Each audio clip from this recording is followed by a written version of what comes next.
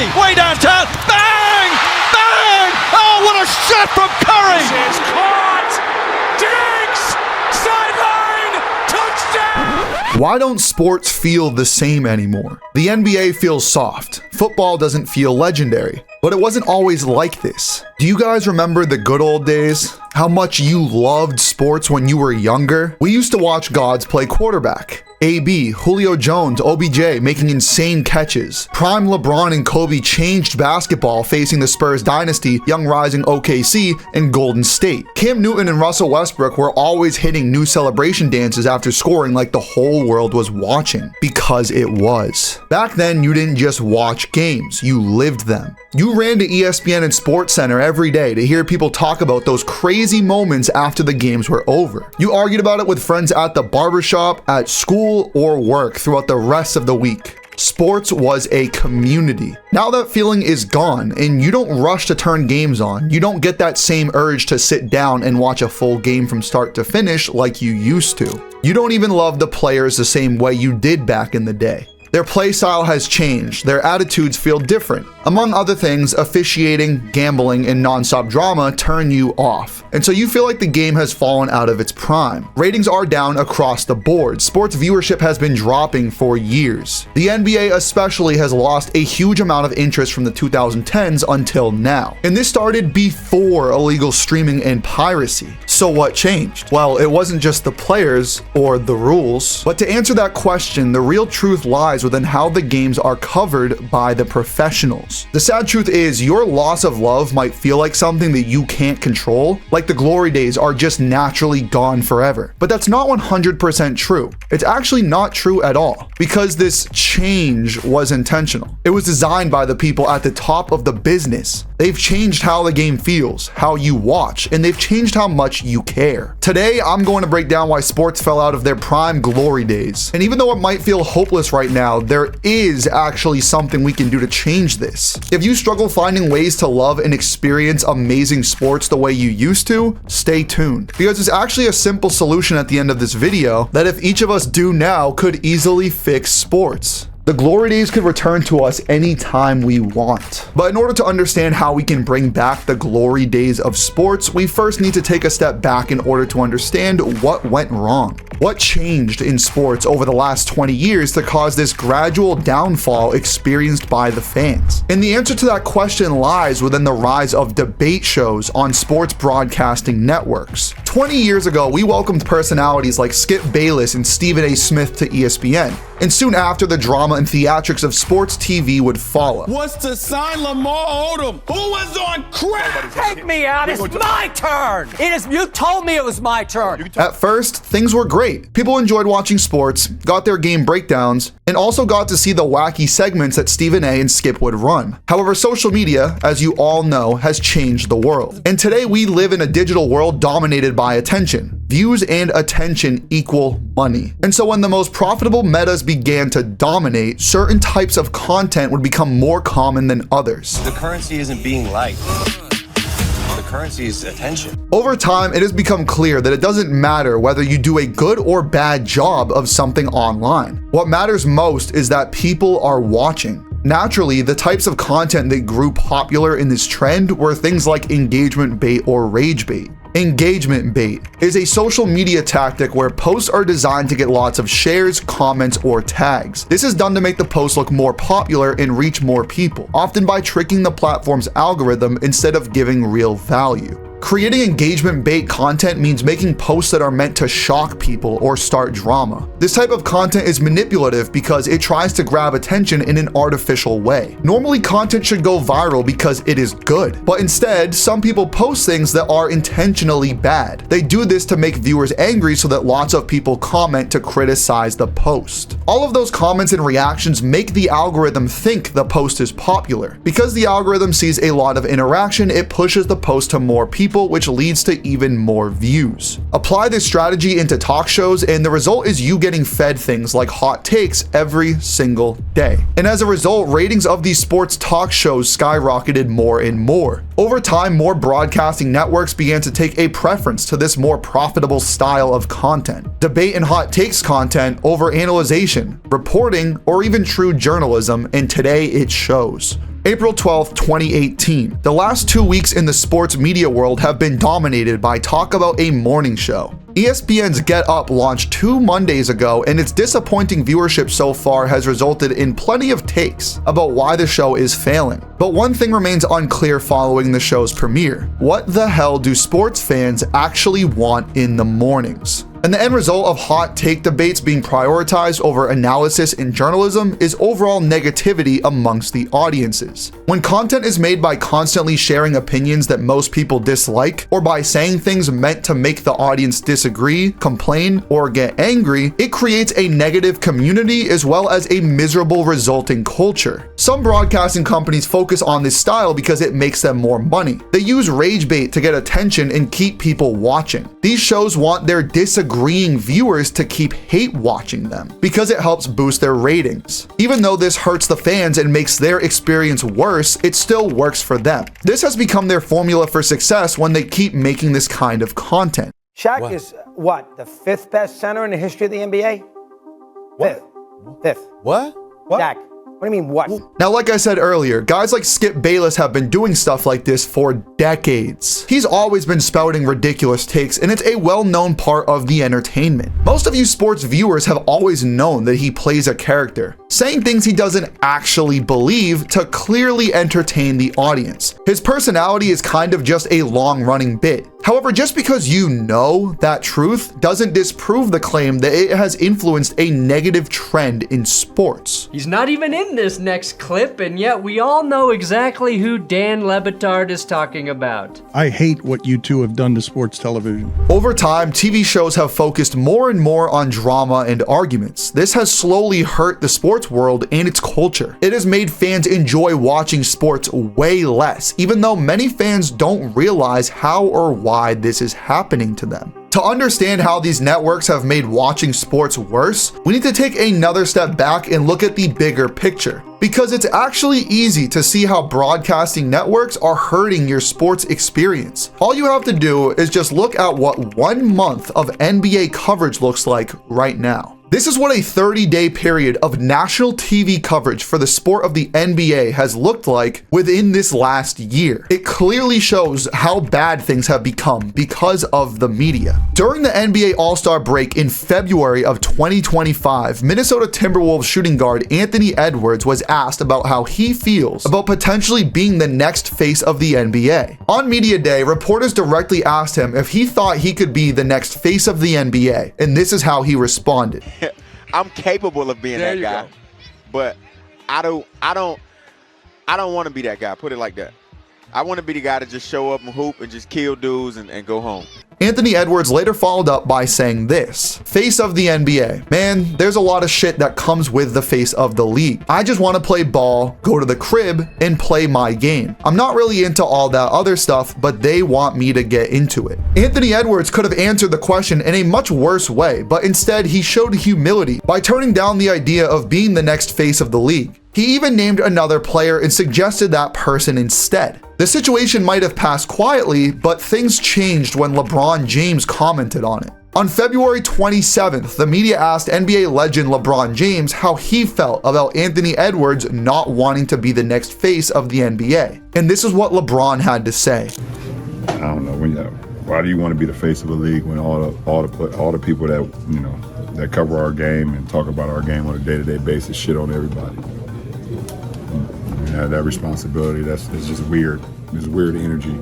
It's one thing for Anthony Edwards to politely say he doesn't want to be the next face of the NBA. But it's a much bigger deal when one of the greatest players ever, who has been the face of the league for nearly 20 years, speaks out against how the media treats that role. That makes this situation a much bigger deal now. To ESPN though, this just became a much bigger chance to create more content. In many ways, this is exactly what LeBron dislikes about being the face of the league. Like clockwork, Stephen A. Smith went on First Take the very next morning to respond to LeBron. And in doing so, he proved LeBron's point by showing the same behavior that LeBron was criticizing. That's some BS. I'm gonna call it like I said, this is some straight BS. I'm not saying everything that he said was BS because I understand there's an enormous amount of pressure that gets elevated, fellas, when it comes to being the face of the league. I understand that, but I don't appreciate what he said. In just 5 minutes to begin their broadcast, Stephen A. managed to check off all the boxes. managing personal insults, on and off the court criticism, as well as bringing up skin color and politics into the situation. Now, LeBron never responded directly to this, certainly not within 24 hours to capitalize on the attention as Stephen A. Smith would. However, over the next few days, other TV analysts followed up LeBron's complaints and asked him how he thought the game should be covered. They tried to respectfully hear his side of the story, but when these clips showed up on Twitter, Stephen A. quickly responded to them with quote tweets. No disagreement here from King James. He's right about that.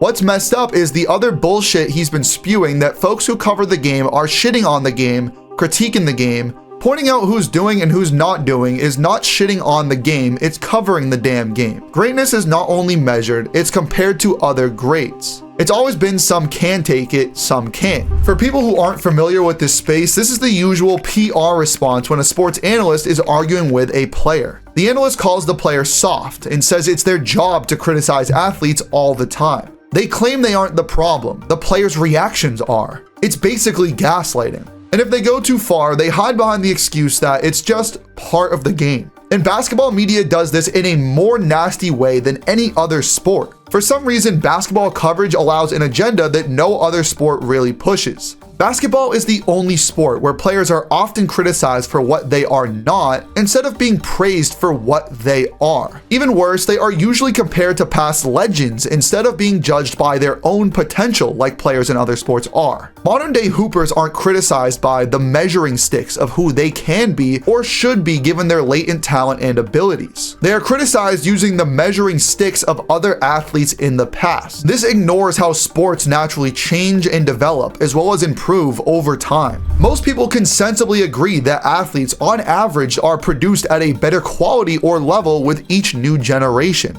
But somehow ESPN viewers are led not to believe this obvious understanding. Michael Jordan did many things that people had never seen before, like his ball handling, as well as his flashy layups and dunks. That was part of what made him special among many other great things. But today's generation of athletes grew up watching MJ and grew up watching the athletes who grew up watching Jordan. Because of that, today's athletes were exposed to higher level basketball at a much younger age. They practiced these skills for years and refined them much earlier in their lives than the players did in the past. Now on average, you have Grayson Allen and random NBA bums who can make some of the same moves that once made grown men drop to their knees when Michael Jordan did them. That doesn't mean today's players are as great as Michael Jordan. It just shows that the game has evolved. Stephen Curry had nobody to watch as a blueprint growing up, but the entire world has Stephen Curry now to learn from as they're still developing. Now as a result, you have players like Duncan Robinson, Peyton Pritchard, or even Sam Hauser. They may not be all-stars, but these random white boys are thriving in the league because they can shoot from half court anytime they feel like it. This is how evolution works. It happens naturally over time, not just in basketball, not just in sports, but in every industry in the world. Progress is a basic part of being human. When people compare today's players to Michael Jordan or Shaquille O'Neal, they're right about one thing. Today's players are not better than MJ or Shaq. Those players were special because they were far ahead of their time. They were outliers. But just because we don't have someone like Shaq dominating the league or Kobe with his Mamba mentality today does not mean that the game is inherently worse. That's just what made those players special. They stood out in their era. However, that doesn't change the fact that today's players as a group are more skilled, more polished, and more capable on average than players from the past. Every generation pushes the game to a level it has never reached before. That's how the world works. Think about it like this. The first person to ever fly a plane had no one to learn from. He basically had to build the plane while flying it. The second person to fly a plane, however, can learn from the first person's mistakes and successes in order to improve. This is how human learning and progress, human analysis and development have always worked throughout history. So like I said, modern day athletes are obviously on average way more capable and evolved than the average players who used to play their sport in previous eras. But for some reason, basketball is the only sport where people are allowed to argue that today's players are actually worse than the players before them. And broadcasting media outlets are the ones pushing this agenda onto people. Because naturally older NBA fans of players like Hakeem and Michael Jordan wouldn't want to admit that their average competition was worse than the average competition that players like LeBron face today. These talk shows take advantage of that fear and insecurity and weaponize it, along with giving new generation NBA fans excuses to complain as well. And both of these circumstances make them money. They convince fans that the game isn't improving and that the next generation might be worse than the last. This ignorant belief fans have now has been used by media outlets for years to create headlines and spark debates between different eras. By doing this, they farm constant negativity to get more views and higher ratings, even if it hurts fans' enjoyment of the game. If you truly believe that modern day athletes in any sport are less skilled and less talented on average than past generations, outside of the rare legends, then you have been misled by the very system this video is calling out. And someone on Twitter actually made a great reply to Stephen A. Smith that perfectly explains this problem. Not gonna lie, I've never seen Steelers Cam Hayward, Hall of Fame by the way, being compared to somebody in the 60s. I've never seen Ed Reed being the measuring stick for 2025 safeties. Never seen Babe Ruth being brought up as a daily measuring stick in baseball. Furthermore, it's not about the comparison, it's about how you do so, and the amount of times you do it. We don't need the same goddamn Jordan stats every time LeBron breaks a record. Can we for one time marvel at LeBron and LeBron only? And sure, people will call him the GOAT in the process because he deserves it. But why is there a determination for you people alike to then stop the entire convo and spit on his legacy? Just to defend? Are you a linebacker? What's up with the defensive stance? Nobody cares about the 90s like that no more, bruh. Stop pushing it down our throats. Can we talk about 2025? My God. Imagine if in the NFL every day was about who will be the next Mean Joe Green or the next Lauren Taylor, etc. Pat Surtain just won Defensive Player of the Year, but I didn't see no goddamn month of Deion Sanders fans saying, but does he have rings? Imagine if every day Baseball Network is just about who can be the next Babe Ruth and those guys. Y'all get on TV in 2025 talking about the same shit you talked about in 2005, all to keep the 90s and 80s alive. They don't need your goddamn help. There was a little bit of bias and some rivalry between eras forced into that tweet, but overall his comparisons were fair. And there definitely are miserable fans in other sports. In the NFL, players like Cooper Kupp or Puka Nacua can't have amazing record-breaking seasons, like chasing 2,000 yards without people saying that they were slot boys or force-fed the ball. But the unfair and illogical comparisons to older generations, forcefully comparing today's players to players from the past in order to farm drama and negativity, really only happen in the NBA, not in other sports or industries. The NBA is where nothing good can truly be appreciated. Everything has to be bad, and the only thing that really matters is pointing it out daily for the sake of drama and debate.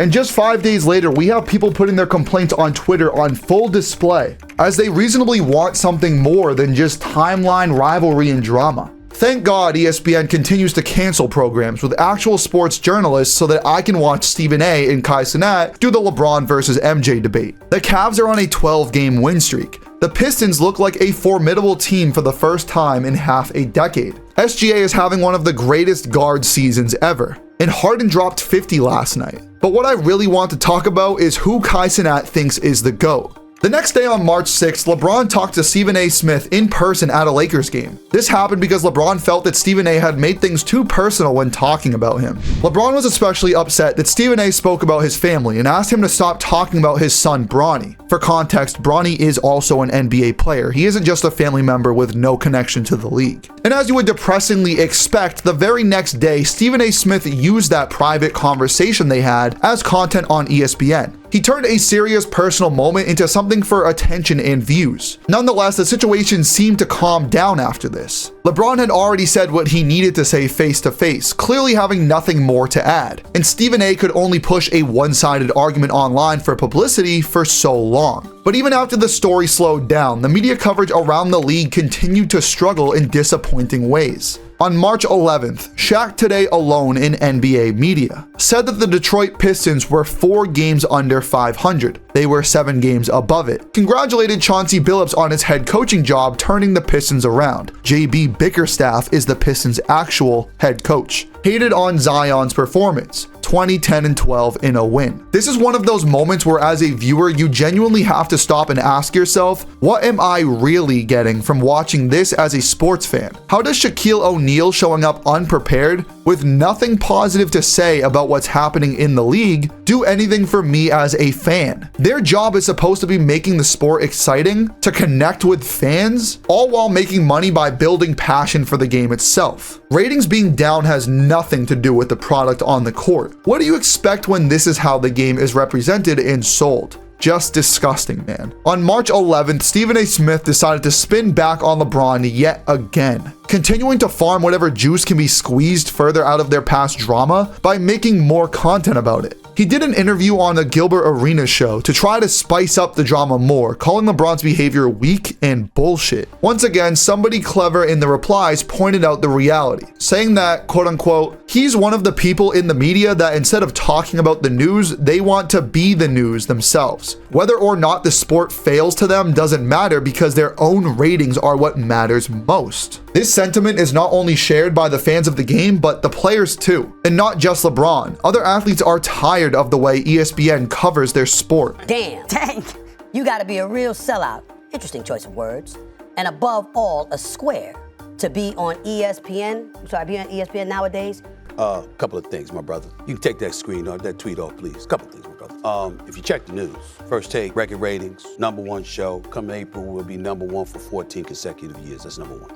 Number two, with all the years of success that we've had, we've never had greater success on this show than in 2025. As much as mainstream media outlets love to make their own money and ratings soar by harping on the topic that the NBA ratings are down, most fans of the NBA, myself included, had begun to gain more clarity during the month of March. It's very fair to question whether the NBA is really failing as much as people say. In fact, it's clear that the league isn't the only problem. At least to some extent, the media is failing the NBA by not helping it at all. The professional media outlets who cover the game, led by entertainers like Stephen A. or Shaq, deserve a lot more blame. It's very telling how bad you are at your job when your own customers are able to realize it and provide criticism on how or what you could be doing better for them. The focus on drama in the NBA reached a new high near the end of the month when LeBron spoke publicly for the first time about his ongoing situation with Stephen A. Smith. He did this during an appearance on the Pat McAfee show. LeBron clearly explained that Stephen A. completely missed the point of what he was saying. Many viewers in the comments had already been pointing this out as well, but LeBron, the fans, and myself believe that Stephen A. probably did not truly miss the point. Instead, he just didn't care. He was willing to look foolish or hypocritical because doing so brings him more attention, more views, and more money, resulting in better ratings on his show. As I mentioned earlier, many of you already know that people like Skip Bayless exist who play exaggerated characters. They don't actually believe everything that they say. They just say ignorant things on purpose to get attention, increase views, and boost ratings for their shows. And so LeBron does touch on this further in the interview, saying that Stephen A. Smith went on a Taylor Swift tour over him, and pointing out the fact that Stephen A. moved aside every other basketball topic that he had planned for the day just so that he could talk about LeBron first. Seeing it as well. He literally,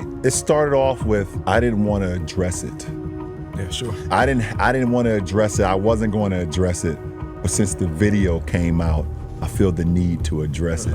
Are you kidding me? If there's one person that couldn't wait to the video to drop so you could address it, is your ass. Like, seriously, LeBron's point here is no mystery. Anybody can easily understand what he's trying to say. You know it, I know it, LeBron knows it, Stephen A. knows it. It's absolutely sickening that the first time Stephen A. Smith called out LeBron, he even brought up that he was supposed to talk about something else first, so he could fake act like he didn't want to drop everything he originally had planned to gawk at LeBron first. He mentioned that he was supposed to talk about Steph Curry at the start of the video, but it's obvious he was far more intending to talk about LeBron first and profit more once given the chance. This being the first segment and not Curry 56 points just proves the point. Anytime an athlete calls out sports media, 98% of the time they're speaking about Stephen A. Smith. Stephen A. Smith is doing exactly what Bron said. Stephen A. Smith, this is that weird energy Bron was talking about. Bro admitted Bron's point. Calling LeBron hypocrite while proving what LeBron just said is crazy. The very fact that Stephen A. Smith said he was going to open the show celebrating Curry but decided to change to just rant on LeBron proves LeBron's point. Nonetheless, the man who clearly loves his job and wants to stick to the script responded to LeBron again within less than 24 hours. Some would even say he appeared excited to respond to LeBron so fast, but hey, that's just me. Going on First Take again, the drama would continue to get messier and messier, as well as further away from sports and the original topic at hand. Stephen A. Smith would dig into LeBron's personal life, his family, and rehash more LeBron versus MJ debates. This proved all of LeBron's points once again. Biased Houston on Twitter said this: things ESPN could be discussing instead of Stephen A. Smith versus LeBron. The Rockets winning 10 of their last 11 games. The Celtics winning 7 games in a row. The ramifications of the Damian Lillard injury. Kawhi Leonard and the Clippers looking like contenders. The historic turnaround that the Pistons are currently having. The Defensive Player of the Year race heating up. What's next for the 76ers after a disappointing season? And literally any playoff matchup coming up in the next month. This was just off the top of my head. If it was my job to discuss the NBA every day, I would come up with more things. This once again furthering my point of how bad analysts are doing that the fans themselves are doing a better job, or at least could be.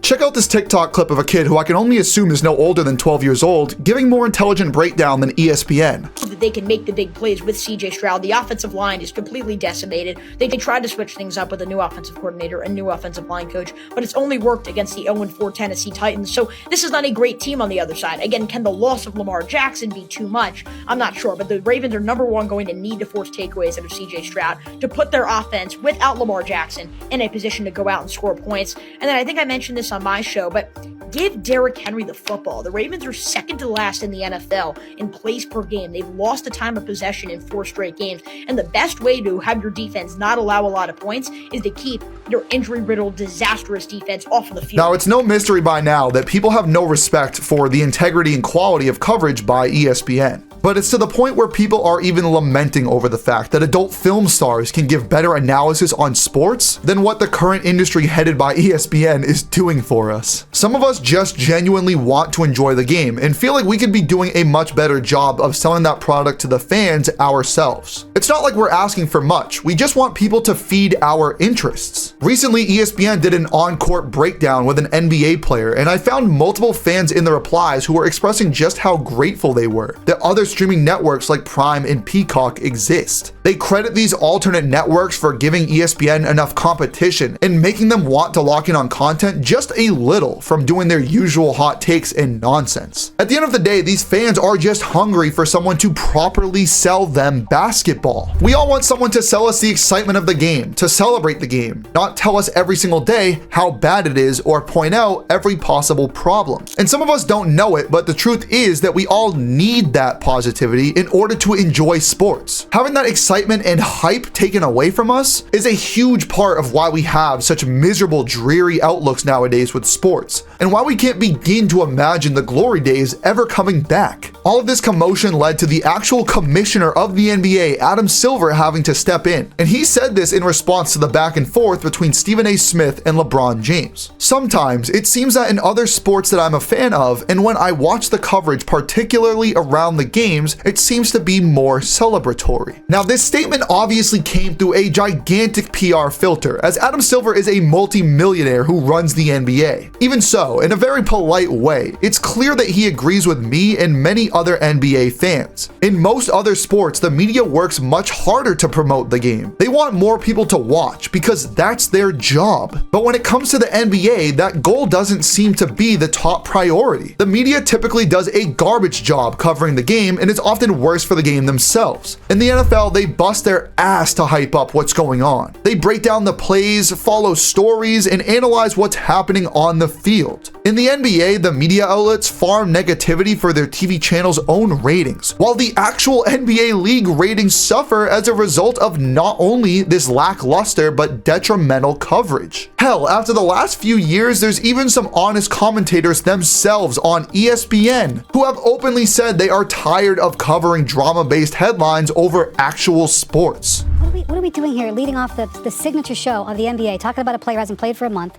who's having the worst shooting season of his career, playing for a team that self-described as mediocre. Jimmy Butler called the team mediocre the other day, and he wasn't wrong. Steve Kerr recently called the team a fading dynasty, and he wasn't wrong. What are we doing here? I've had enough of this. This is not a significant thing. Just move on. I can't take it anymore. I can't take it. I want you guys to imagine being Adam Silver for a moment. You are roughly one of 5 men in America who runs a professional sports league. This obviously has cost you gargantuan amounts of money, but this entire league is essentially your living. This is your life's work. You look at all the other major sports, whether they are larger or smaller than yours in market size, and you see their media outlets breaking down games, telling stories and promoting everything happening in their leagues, getting the most of their potential. But when you look at your league, all you have are clowns and jesters like Stephen A. Smith and Shaquille O'Neal who make no visible effort to promote or celebrate your game. They often don't seem to care about covering what's actually happening in your league. Many times they barely try, and when they do try, they are more focused on making money for their own shows than doing their real job, supporting the league and growing interest in it. If I was Adam Silver myself, I would hate Stephen A. Smith. Stephen A. Smith is literally a villain in the world of Adam Silver, and this is genuinely a real cycle that occurs constantly in the NBA. Guys like Stephen A. go into work every day at major TV networks. Rather than promoting the things going on in the NBA to make a moderate and honest living, he instead focuses on negative headlines that bring in bigger views, higher ratings, and more money for shows like First Take. For weeks and months, he will repeatedly do this in order to prioritize First Take's own ratings over the NBA. And partially as a result of their topics, the NBA ratings keep getting worse. And nowadays, it's gone so far that Stephen A. Smith will even diabolically double dip and proceed to talk about why the NBA ratings are failing as a debate topic on his show, even though he's a big part of this problem in causing losing interest in support in the fans. This lets the network make more money by covering the league's decline in which they help cause, all while still being connected to the league as a partner brand. This cycle is what a guy like Adam Silver is sadly forced to accept, and because of it, fans like you end up suffering without even realizing why. Now many viewers are stuck in a bad place, unsure how to fix the problem, or in some cases, not even knowing that a problem exists at all, that they don't know how to love sports anymore. As a result of these professionally driven discussions, for years, you have had quote-unquote fans of the game resorting to the lazy excuses for why they don't watch sports anymore or hate them. These excuses often come straight from the stories and arguments pushed on those shows. And now the average dialogue around sports leagues is horrible. They regurgitate all of the commonplace headlines. Players just aren't as good. Players are softer now. Everybody plays the same. Everyone just spams threes now. Refs are terrible. This league doesn't have a proper face, despite all the years LeBron has been buying them time. Nobody has Mamba mentality like Kobe, plays hard like Mike, like they did in the dead ball era. New rule changes are trash. They miss the old culture. All-Star Weekend and the skills or dunk competitions, etc. Fans constantly complain about how they miss the old game that they used to love, and this comes from consuming negative media that makes them constantly point fingers. Is the NBA the worst pro sports product right now? Even the announcers are a tough listen. Spoiler alert, it's pretty dog shit. This kind of thinking has become so common that it's even noticed by the NBA players themselves. If you know, you know, there's an infamous Kevin Durant tweet that gets referenced all the time in the NBA Twitter community. NBA fans don't like anything about the NBA, and it's weird. This tweet is actually the pinnacle symbol of this wave. Nonetheless, this is the current state of NBA fans consuming a league covered by national media entertainers. Fans who watch sports consume coverage fed to them by the many new clowns and jesters, come to make careers entertaining people while trashing the sport as our game's supposed biggest representatives. I'm sure by now plenty of you are familiar with Skip Bayless and Colin Cowherd, as well as Max Kellerman. Hey LeBron, Ben Simmons is here. We're all good. Well, Nick, James, is the man retarded? Fate of the universe on the line, or the Martians have the death beam pointed at Earth. You better hit it. I want Iguodala. Max Kellerman, as most of you probably recognize for that last clip, left ESPN a few years ago. He said he didn't want to play the quote-unquote hot take guy anymore, the one who sits across from Stephen A. for ESPN First Take. He openly admitted and acknowledged recently that this is the dynamic that ESPN aims to have for their show. They want one guy spitting out nonsense and hot takes, while Stephen A. gives crazy and exaggerated reactions to it for shock value and clicks. Nowadays, every other segment on ESPN is utter lunacy, like Stephen A. recently saying that one of his co-hosts should be coaching the Pittsburgh Steelers. Whatever happened to ESPN needs to be studied. It's just a totally unserious, unprofessional, ill-informed, unknowledgeable garbage network. It's not new to you guys by now that this is how these networks work on average. But this dynamic that Max is transparently acknowledging is actually the most popular way sports shows are consumed on TV today. They get the most views. And it's because of that problematic reality that we are flooded with so many of these types of broadcast shows, rather than the proper coverage that may be more beneficial to us as fans. This is the fatal result of a steady going rise in hot take debate content over the decades, starting back in the days where it was just Skip Bayless and Stephen A, to now where we have dozens of entertainers trying to be just like them in their current formulas. I hate what you two have done to sports television. He came up in the world of journalism, became a decorated columnist, and threw all of his principles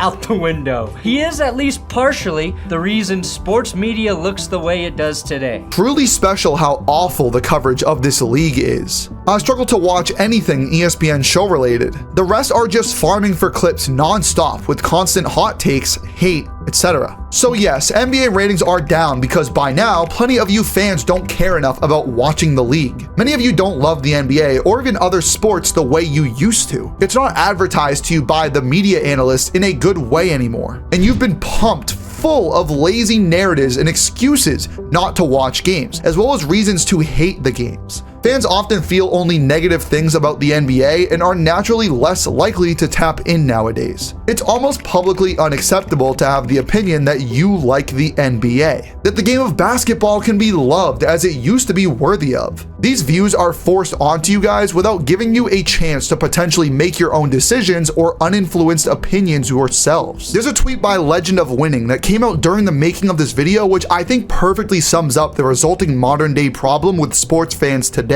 Man, NBA Twitter is brutal sometimes. Jaylen Brown just dropped 50 and is in the middle of a very impressive 16-game stretch. Instead of us universally praising him, people rather use this opportunity to claim he isn't playing that great because the advanced analytics say so. At some point, you have to stop pushing narratives, put the calculators down, and just watch the games that you claim to love. That last point is really powerful in proving. The way the NBA has been covered over the last decade has taught most fans to focus on the 5% of what players aren't instead of celebrating the 95% of what they are in their accomplishments. Some of you fans claim to love the game, but your attitudes and opinions tell a different story. This habit of always looking for the negatives is something many fans like you have learned without even realizing it. Years of watching professional media coverage of sports and mainly basketball have trained people to do this. This goes back to what LeBron James himself complained about to Stephen A earlier in this video about the way the game is covered. Sports analysts will watch a guy like Jason Tatum win the finals and average 30 a game getting there, but will only talk about the things he didn't do, like shoot good enough or win the MVP awards. And if you're a current fan of the game at all, I know you saw how Jason Tatum got talked about during his championship summer. I know. 7 years of building and hard work did not matter because he didn't look good enough for fans to respect his accomplishments. Last year by March, nobody could publicly love SGA during him having one of the greatest shooting guard seasons of all time, let alone guard seasons ever. And that's because the one negative aspect of his game, foul baiting, mattered more to fans than the rest of his beautiful bag and all of the great things he accomplished in that full season. It goes without saying that this miserable mindset created by TV analysts plays a huge reason in why fans are unable to feel like the glory days can ever exist again. Because even if sports were good right now, most of you guys wouldn't even be able to accept it in your current state. Believe it or not, as a result of this negative culture, fans like you guys would most likely not be able to realize if sports actually went into their prime again. Even if it was right in front of your faces, you genuinely wouldn't know good sports if you saw it. That's because of this negative broadcasting culture that has tainted your ability to genuinely process sports and find joy in it even when sports are actually good. So if you don't believe that sports hit the same as they used to now, let me show you just how bad this negative culture has really ruined the game for you internally, because it's false. And it's super easy to see. The proof lies within these lazy criticisms that you have of the game today. There are obvious counters to most of the public's complaints about the NBA. People use the fact that the NBA hasn't declared a new face of the league as slandering evidence that today's league is simply garbage. But it's just because we haven't had a player better than LeBron James to replace LeBron James. Just because we don't have another player to the caliber of LeBron doesn't mean we can't have a new face of the league that is respectable at holding that mantle. Yes, we did go from MJ to Kobe to Bron, but that doesn't just mean that we always have to have a top 5 player in history at all times in our league. Nonetheless, the league is filled with all-time talent ready to take the mantle as he retires. Between Jokic, Giannis, Tatum, Wemby, SGA, and Luka Doncic. Professional broadcasting networks like ESPN might have a problem with the fact that most of those guys aren't American, but if you're a real fan of basketball, you shouldn't care about that. Your pockets aren't affected as a result of their Zionism falling short. As a true lover of the sport, who cares if someone is Greek or Serbian that is the face of our league? They don't have to be American. Do we have good hoops? That's all that matters. A lot of those who feel the league just doesn't hit the same as older eras are also obviously just leaning into nostalgic feelings. This is another factor that plays into lazy fan dissatisfaction. I also miss the old NBA. I also understand that that's just the way nostalgia works. I'm mature enough to understand that every era is different. There's so much to love about this NBA in its own right, even if it's different from previous eras. And I don't need to cling on to the past because people are in my ears telling me it was way better. Your favorite era can be from the past if you like that era's defining trait more than today's, but that doesn't inherently make any era good or bad, or better or worse than one another. And most importantly, of all of the lazy excuses that everybody peddled during this 2024 to 2025 season, the common complaint that the NBA ratings were probably down mainly because of a lack of variety in style of play was an especially lazy excuse to farm hate, once again propagated by online narratives. People say that basketball sucks now because all everybody does is shoot threes. That's all people are still saying today. And yeah, maybe you shouldn't watch a Celtics game if you don't want to see high three-point volume and analytic-based basketball. However, the Houston Rockets had an absolutely exciting breakout season last year, finishing second in the West with one of the youngest teams in the league. And they did this while shooting the second least amount of threes in the NBA. So why didn't you watch them? The Indiana Pacers went on a legendary run last year to the finals, playing entirely off of transition, pace, and tempo. Why weren't people watching them? I certainly was and was loving it. The Oklahoma City Thunder, as we all know, had a historic season and relied off of the backbone of their defense and SGA's ISO work, which specialized in the mid-range, not outside the arc. The Denver Nuggets were also one of the best teams in the NBA while bottom 10 in threes attempted and ran double center lineups with Nikola Jokic. There is plenty of variety in the styles of play within the NBA if you just stop making excuses and decide that you want to go out and seek it and enjoy basketball. Just because the Celtics were able to outproduce the 2017 Warriors in three-point volume and other teams have to try to compete with them at times doesn't mean that every player or team in the NBA are trying to move like that. These types of excuses for peddling false narratives or not watching basketball games are lazy. They are lazy and they are excuses not to watch but to hate basketball games, not objective facts or realities. The only true or fair criticism I believe the modern NBA warrants is officiating. I personally think out of all the major sports leagues, the NBA has some of the weakest officiating overall. And there's enough evidence in the viewing numbers to back this up. NBA fans are clicking away from broadcasts more often because of all the stoppages in commercial breaks that come with more fouls being called. You can also look at the stats on free throws. Refs are letting more of them happen now because of the rule changes in how games are officiated. And yes, this era of officiating has in turn influenced play styles of some certain athletes today. God only knows how much I hate the waste of talent that is Joel Embiid. But that's just one valid criticism in the midst of hundreds of false ones you guys rely on. Even the most valid complaints about the sport are nowhere near sufficient enough of an excuse to drop the sport in its entirety though. And that's really my overall point here. I'll say this now very simply. A vast majority of complaints people have for sports, and especially in basketball today, are invalid. They are coming from people who are searching for the worst parts of something so that they can have an excuse not to like it. Most complaints about the NBA are lazy and are excuses. If you take the time to properly educate yourself or allow someone else to do so for you, then you could realize that.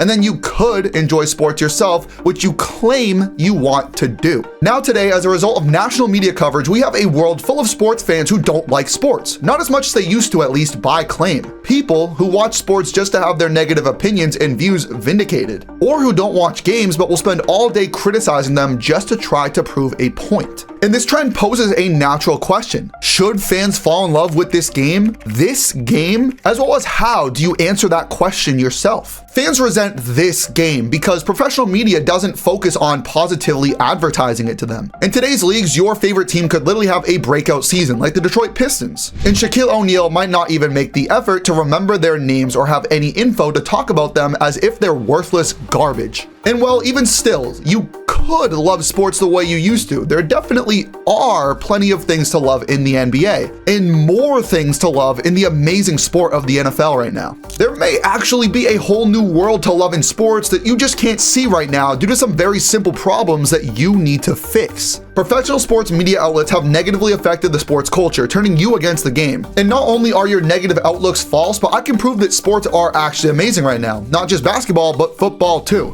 if you follow 2 simple steps that I'm about to explain. If you try my solution, you can easily experience amazing sports again. You can be obsessing over games, running out to talk about it at school and work, feeling community and bond how you used to by having the glory days again. When it comes to answering the question, should you fall in love with the game? Is this game truly worth falling in love with? There's 2 simple steps you need to take to realize the answer is a resounding yes. The first step should be obvious by this point in the video. You first need to remove the negative content filter. This will answer the question for you, but you can't find the answer without getting this out of your way first. Unplug from TV talk shows. Unplug from Twitter pages and feeds. Unplug from short form or headline-based content that comes from these millionaires who don't have the same soul and passion for the game as people like you. And when you have removed that problem, you can now seek the truth by taking step 2 in this operation and attaining the solution. And unlike the last decade of decreasing sports quality, we luckily do have a simple solution today. A solution that I found through personal experience a few months ago, and this is how it happened. Over the last 5 years, I spent a lot of time trashing basketball and complaining about how football wasn't as good anymore as the 2010s. But last year, everything changed for me. 90% of the content I consumed during this time of my life before primetime games were sports podcasts. I listened while getting ready, driving to the gym, driving home, sometimes even while working out or playing basketball. Instead of music, I had sports talk in my ears. I was listening to around an hour or 2 hours of sports podcast every day, and that continued week after week.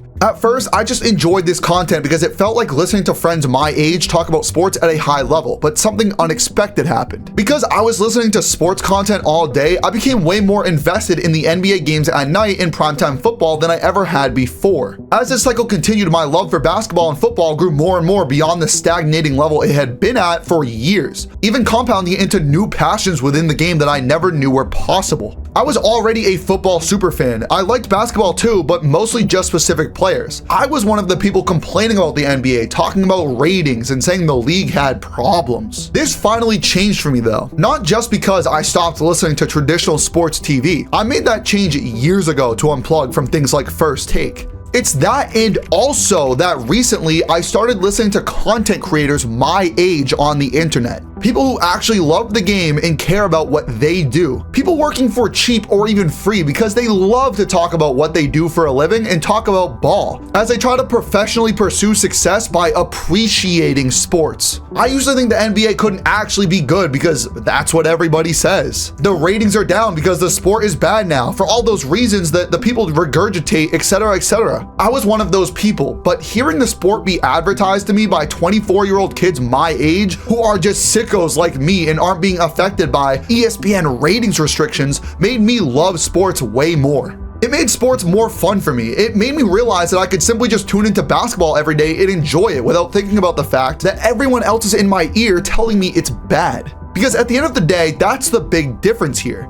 80% of the country is convinced that basketball sucks because that's the only acceptable opinion to publicly have. People can't publicly love the NBA because its rep is so damn low that the people who are supposed to be promoting the game on TV are telling you not to watch it. With their coverage, they consistently remind you indirectly that their sport is not worth watching, which is absolutely insane, by the way, for reasons I've already discussed. And as a result, fans are living in a society where it's not cool to just love the NBA, even if you are a lover of basketball or a true hooper, or to love a league like the NFL after loving the sport of football. However, the people I watch personally on social media, simply kids my age, are making me hooked and super invested in watching the NBA and the NFL again. I'm listening to people who will criticize fairly, but still love and appreciate the greatness that each league has to offer, putting it on full display. They have me hooked on the rising teams like the Houston Rockets and the Detroit Pistons, doing better promotion of sports than the professionals. Their breakdowns of the games and their various playstyles are making me far more invested in watching different teams that I've never watched before. This is the same for the NFL, with them selling me into the stories of rising franchises like the Chicago Bears and the Carolina Panthers. And I'm aware of these changes in my interest in my palate now for consuming sports. That's when I finally began to question if it's possible that the NBA and the NFL are not failing products at all. And if sports have always been fine, that the glory days supposedly went away, but that all that really went away was my unfiltered love for the game as the result of people negatively influencing my views in the media. Could I have just been a biased hater all along? It sounds silly, but what if that's what I had chosen to be or been influenced to be by my environment? If you watch ESPN or TNT every day, you'd think these sports leagues are failing products. But switching what I consumed mentally freed me from that outlook. Because today I watch sports and I find them amazing. By being able to appreciate games, I'm quite literally experiencing the glory days of sports again. I swear to you. Now I'm sitting here thinking, who cares whether these leagues are making money? Does a bunch of rich old men in suits making profits from their ratings decide whether or not I can get hype watching a Darius Garland hezzy? These young content creators freed me from the excuses to hate things for no good reasons,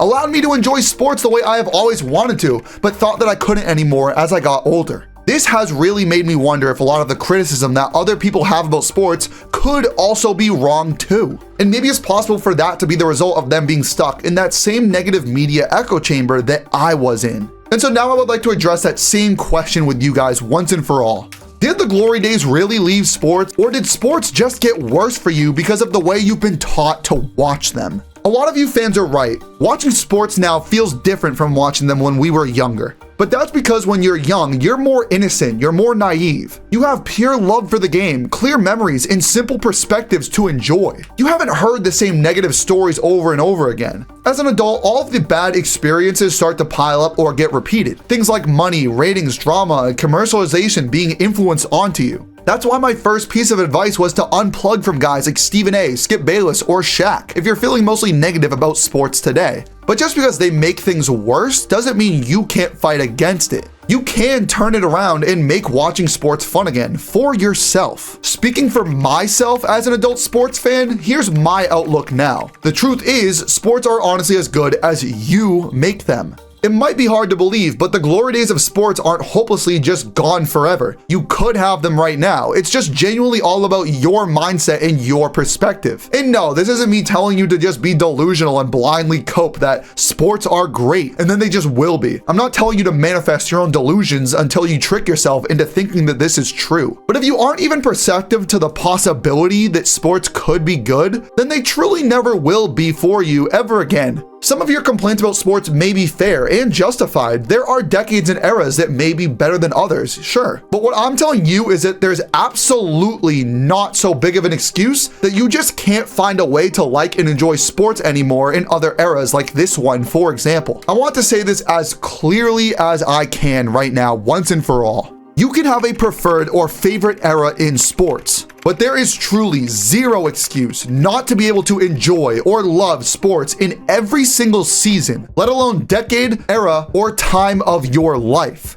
At the end of the day, these are the greatest athletes on the planet competing with each other at the highest possible level to be witnessed. There is no excuse not to be able to find greatness in that, no matter where you look. So I have a question for any self-proclaimed die-hard sports fans watching this video. If I could give you a pill right now that made sports as fun, exciting, and lovable as when you were younger, would you not take it? Now, what if I told you that this quote-unquote pill in this example is real? It's actually my offered solution to you that is something you can control, something you yourself can do anytime to bring back the joy and excitement in sports. My goal in this video is to give you a way out and show you that you have the power. A lot of you have given up on sports feeling hopeless and blaming the industry for why you don't enjoy the game anymore. And yes, the sports industry has big problems, but that doesn't have to decide your happiness. You aren't helpless and you still have control over how you feel regardless. As a human, you will always be better off maintaining the outlook that you are responsible for your situations rather than not, because then you're accepting that you are still in control. Rather than making excuses for what the sports world has done to you, if you come along with me right now and take responsibility for your life's happiness, then you have a chance to experience the glory days of sports again. So for the second step, here's the other half of the simple fix. Instead of professional media, what you need are new generation sports creators, the new media, people who cover the game every day because they love it. There are dozens of creators like this across all socials, mainly YouTube, Instagram, and TikTok. If you listen to them daily, I would bet my money that you'd begin to love the game again too. And if you love the game again, instantly you'd be sitting here thinking, oh wow, sports are so good right now. Is this the glory days? The glory days are back. Because that's just how it works. There's guys like Kenny Beecham with his 4 different channels of NBA coverage. Legend of Winning has multiple channels for breakdowns and interesting journalism and headlines within the league that get you interested on stories you never knew existed. Pick a Side is a football and basketball podcast full of guys who are clearly friends before business partners, but have fun debating high-level ball knowledge with each other. Nerd Sesh is for the trivia nerds and the stat sickos who have grown up watching sports.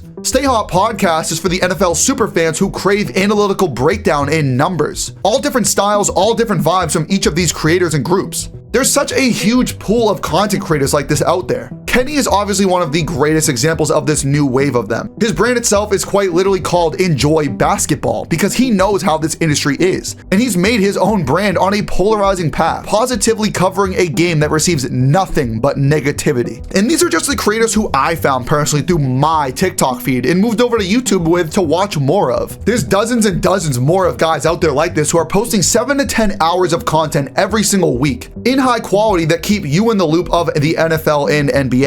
People whose actual job it is to cover the fun and interesting stories of sports and make you like it. Check out this clip that went viral on Twitter of Carson from Nerd Sesh debating a casual NBA fan. Shea is carrying his offense as much as any player in basketball. Luka carries it way more. Come on, man. No, you misunderstand offensive impact. Okay. You are conflating offensive volume with offensive impact. I'm going to come back to efficiency. Shea can score with a level of hyper efficiency. He gets wherever he wants on the floor, right? He's an elite all-time great mid-range shooter. He's an all-time great rim finishing driving guard. He's shooting almost 40% from 3. He's so good at this though because he foul baits like crazy, and if you touch him even a little bit, the refs will go. Luckily, people are starting to see the light and realize the difference between new media and old media. They show it in the replies. Genuinely a little bit sad, LMFAO. Unfortunately, a lot of people view the sport like this. He really brought up free throws when talking about efficiency, LMAO. This is frying me because what does foul baiting have to do with Shea's efficiency? The state of NBA discourse right now is absolutely cooked, LOL.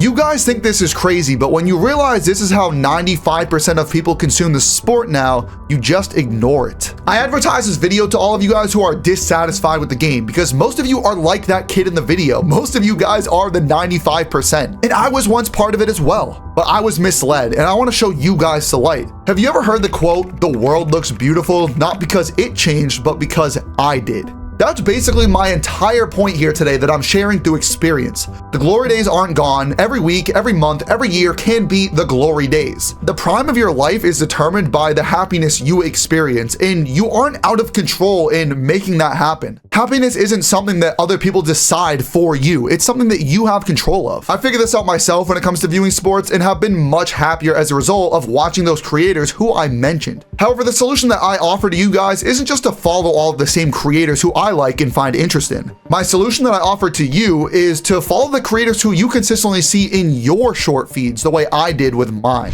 You don't need my creators, you need your creators. That person you keep seeing on your shorts feed every day on TikTok, stop watching just the clips. Tap into their full content. Every day, the For You pages are recommending you 2 different things in their algorithm when it comes to sports. First is the rage bait and engagement bait from people who are paid multi-millions of dollars to farm hate traction in order to get on everyone's feed, including you. The other option is genuine creators on the come up that are being recommended to you because the good part of the internet algorithm knows it's what you specifically would be interested in. These aren't the people showing up on your feed because they're showing up on everybody's feed due to engagement farming. They're showing up on your feed for being your recommendations. I'm here telling you, hell, begging you to choose the better option and to choose the light, despite how much harder it is to see, despite how much harder it is to notice or to grab your attention. Ignore and swipe away from every clip coming from a TV show and consume the better media, the new media designed for you. Trust me when I say that those guys you're consistently watching give their opinions randomly on the TikTok For You page while you're going to the bathroom. If they're the ones you like, then you should just go watch their full shows. I guarantee you after an hour of watching them talk about sports for the week that you're going to want to watch sports more as a result. And then you're going to love sports more. And believe it or not, that's really all it takes.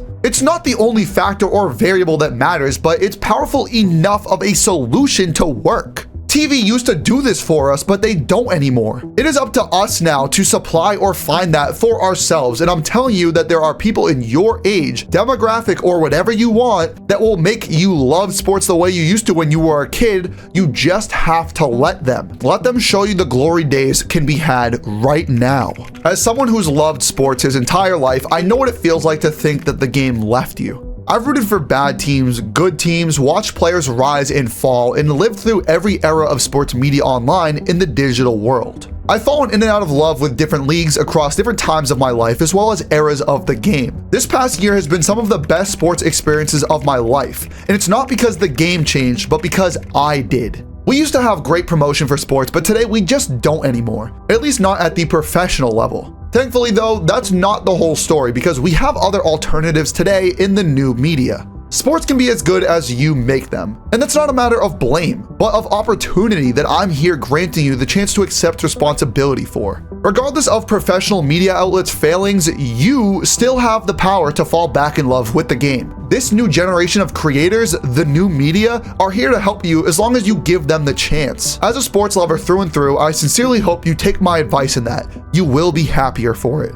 Thank you guys so much for watching this video. If this resonated with you or you felt the same way at any point, feel free to drop a comment below. I'd love to hear your experiences. I'd very much appreciate any feedback in the comments because I want to continue the discourse. And more importantly, I'd love the chance for you guys to vindicate my narrative so that people watching this video can go to the comments and see how much this helped other people too, and not just me. And if you like my perspective and the way I talk about sports, I'd appreciate a like and a subscription because I am just starting this and I would like to continue doing this some more. Have a great rest of your day and thank you for listening to me talk about sports.